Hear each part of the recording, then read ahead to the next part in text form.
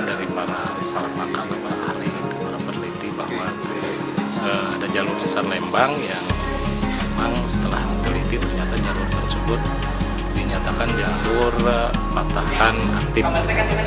Untuk disampaikan bahwa jalur sesar Lembang yang memang jalur aktif yang perlu kita sikapi bersama begitu, baik oleh pemerintah daerah, mungkin para pakar dan juga masyarakat.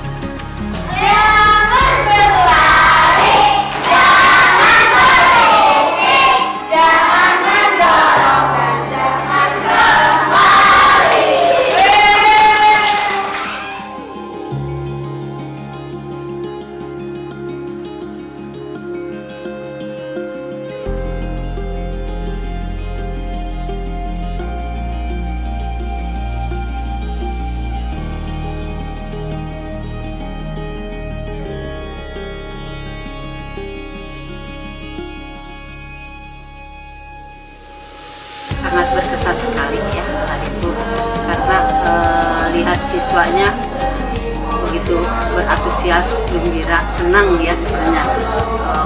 Padahal itu kalau dilihat lagi itu antisipasi untuk bencana, tapi sebenarnya siswa itu seperti ya sedang main juga, mungkin sedang kayak ada apa sepertinya apa seperti istirahat ya. Jadi dia tuh menyambutnya sangat senang.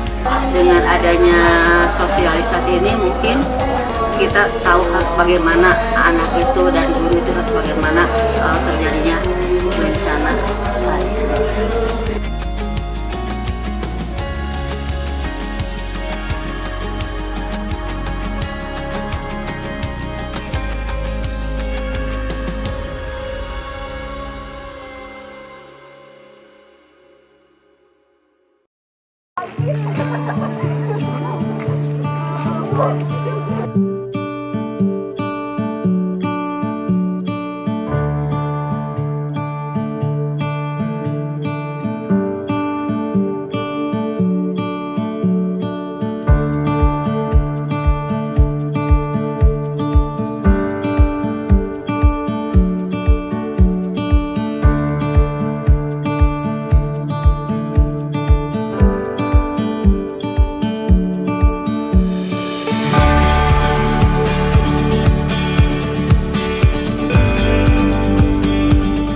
Kalau kita punya media begini yang keras, kemudian saya kasih gelombang, begitu.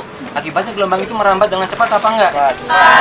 Tapi kalau di atas ini saya kasih puding, kalian selentik, gimana? Dangdutan dia.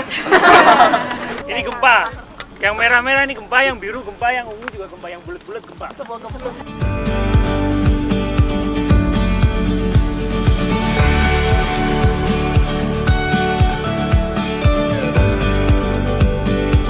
Silakan kalian bikin satgas siaga bencana, dan nanti insya Allah mungkin saya akan mengajukan surat permohonan bantuan ke BPBD. Nanti bapak-bapak ini akan kita undang untuk kita simulasi mitigasi bencana tapi yang serius. 1, 2, 3. Bu, ini nggak cerita ayah sesar Lembang gitu? Baru tahu. Oh, baru tahu. Akhirnya kan udah ramai sesar Lembang tuh. Pernah nguping tuh eta. Untuk acara videonya ada mereka secara mak ya we, bapak dia melahirkan punya. Sesar itu Sesar itu adalah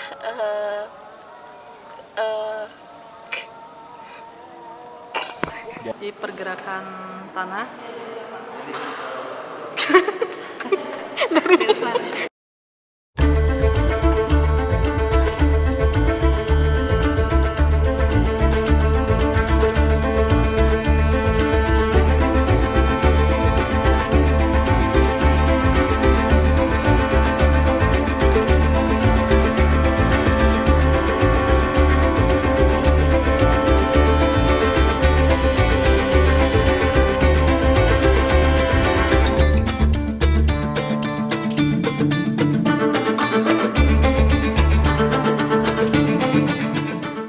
Salajengna simkuring atas nama pemerintahan desa oge selalu berupaya ke masyarakat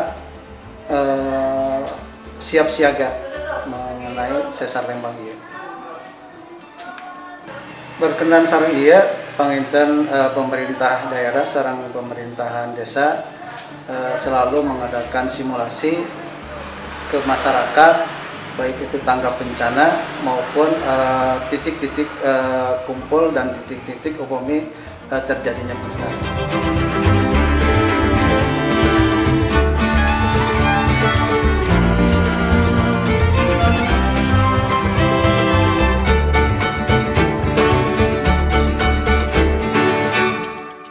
Mungkin banyak ilmu yang saya dapatkan tentang sekarang mungkin tentang pemetaan untuk jalur evakuasi.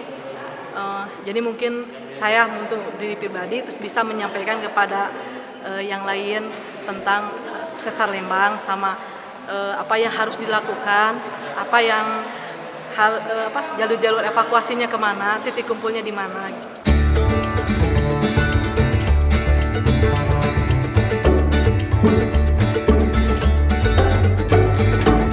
Harapannya bisa direplikasi oleh desa-desa lain yang memang tinggal di atas patahan. Ya memang sunatullahnya kita tinggal di atas patahan, tidak mesti pindahan rame-rame berjamaah, nggak usah. Tapi kita bisa memahami bagaimana untuk hidup di bersama patahan.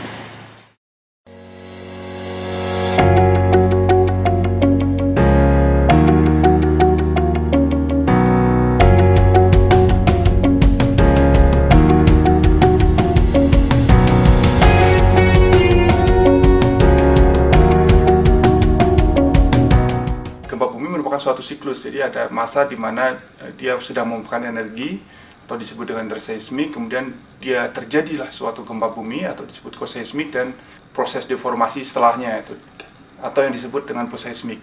Nah, dalam sebuah siklus ini kita bisa GPS bisa menjelaskan bagaimana proses-proses fisis itu terjadi. Konklusi saat ini kita sepakat bahwa Lembang memang aktif.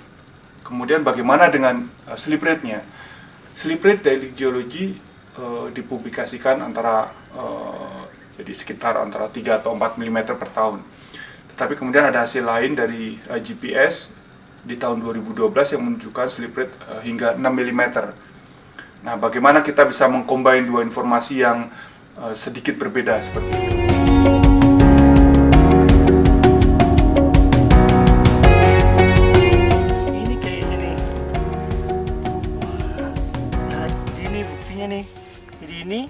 Ini mungkin dapat yang jadi sesarnya di sini gitu kan, motong waktu ini diendapkan ya, nah sesarnya kepotong terus baru yang atasnya diendapkan lagi. Nah yang ini mungkin nggak kepotong kan, berhenti di sini. Ini beda kan?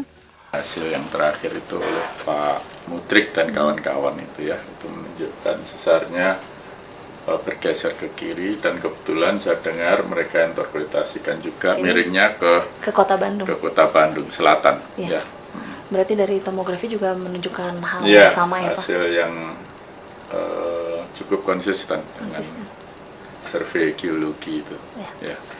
Garis warna merah tebal ini menunjukkan sesar Lembang dan warna merah di sini menunjukkan basin dari Bandung atau cekungan Bandung yang dikelilingi oleh warna biru yang menunjukkan velocity tinggi yang berasosiasi dengan pegunungan di sekitar Bandung. Dari perjalanan kita selama beberapa hari ini, kita mendapatkan banyak temuan yang menarik dan juga kisah yang bervariasi. Kita ternyata punya ilmuwan-ilmuwan yang hebat dari perguruan tinggi seperti dari Institut Teknologi Bandung dan juga dari perguruan tinggi lainnya dan dari institusi di Indonesia seperti LIPI yang banyak meneliti mengenai kegempaan di Indonesia dan juga sesar-sesar aktif di Indonesia termasuk sesar Lembang. Dari ilmuwan-ilmuwan ini yang merupakan ilmuwan Indonesia, kita jadi mengetahui seperti apa potensi dari sesar Lembang dan kita juga bisa memahami proses alam yang terjadi di sekitar kita. Dari situ kita bisa melihat bahwa sebetulnya kita bisa melakukan banyak upaya untuk meningkatkan pengetahuan kita dan juga untuk mempersiapkan diri kita dalam hidup bersama gempa bumi.